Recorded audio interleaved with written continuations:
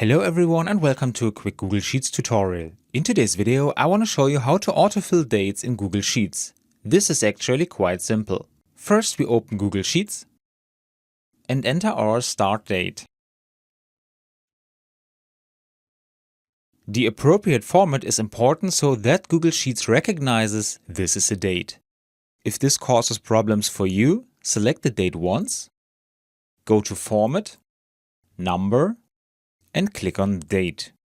Now we click on the dot on the lower right corner of our cell and drag it down until we have created enough data sets. And that's all you need to know.